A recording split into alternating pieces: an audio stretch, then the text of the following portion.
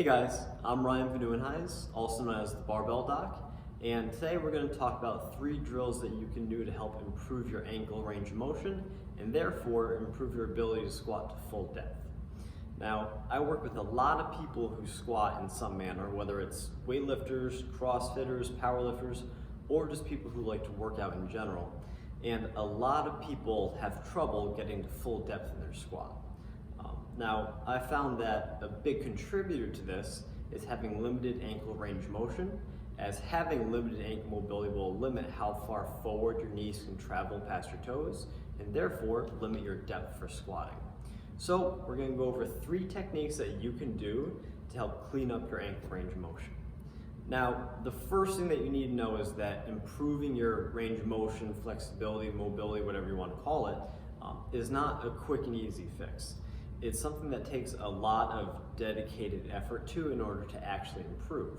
And that's because it takes repeated bouts of stress in order for our bodies to adapt to anything. So this is not the type of thing where you can do 1 or 2 mobility drills twice a week and have amazing ankle range of motion. You're going to have to do these drills and do them frequently. I usually recommend every day or every other day for a period of time in order to actually truly improve your ankle range of motion.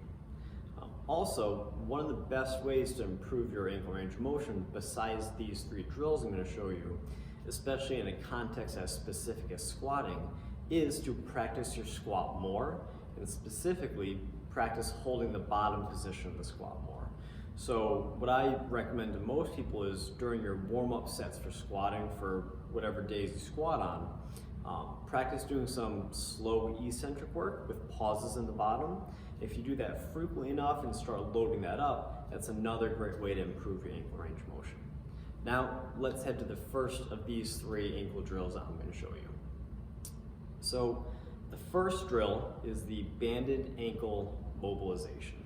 So, for this drill, you take a thick road band, you anchor it low on a squat rack or other similar support, and then you loop that band around your foot, step away so that there's some tension on the band, elevate your foot on a platform, and from there you either do end range oscillations or you can do a long duration stretch.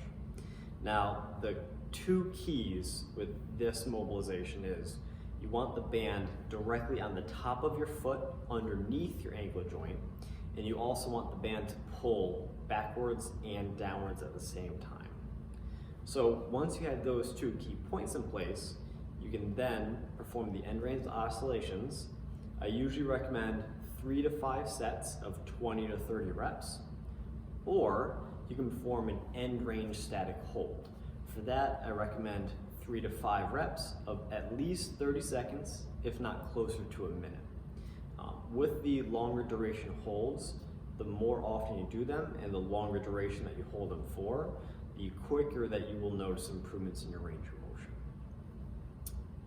The next drill is the half kneeling kettlebell ankle mobilization. For this drill, you get a light to moderately loaded kettlebell. You get in a half kneeling position with the foot that you're going to be working on in the up position and the other foot down on the ground.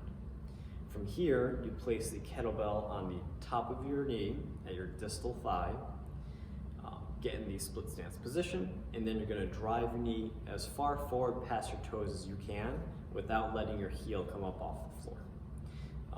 Just like for the banded ankle mobilization, for this you can also do end range oscillations or an end range static hold. Similar, I usually recommend 3 to 5 sets of 20 to 30 reps for the end range oscillations, or if you're doing the static hold, I usually recommend 3 to 5 reps of about 30 seconds to a minute. Now, the last drill that we're going to go over today is my personal favorite because it's the most similar to a squat, it is loaded, and it is easily progressible over time. For this, you're doing a heels elevated goblet squat with pauses in the bottom. To start, you grab a moderate to high height for the heel wedge. You grab a moderately loaded kettlebell, And you're simply gonna put your heels on that wedge, perform some slow tempo squats with some pauses at the bottom. I usually recommend 3 to 5 seconds on the way down to the bottom of the squat and another 3 to 5 second hold at the bottom. I'll have most people perform 3 to 4 sets of 6 to 8 reps of this before squatting.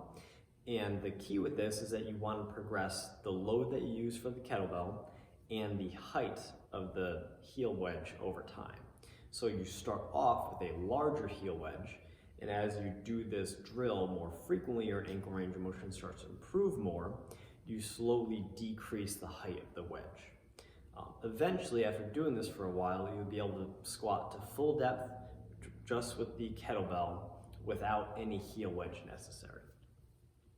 So those are the 3 drills I want you guys to start doing to improve your ankle range of motion. And pick one drill, do it every day, either before, after, or even during your warm-up sets. And you'll start to notice some pretty good improvements in your ankle range of motion and your squat depth. While you're doing this, also work on just practicing that bottom position of the squat more, and you'll start to get more comfortable with the squat and find that your depth is improving automatically. If you guys found this information useful, please like and comment below. And if you don't already, please subscribe to my channel so you can hear more information just like this coming every week. Thank you guys.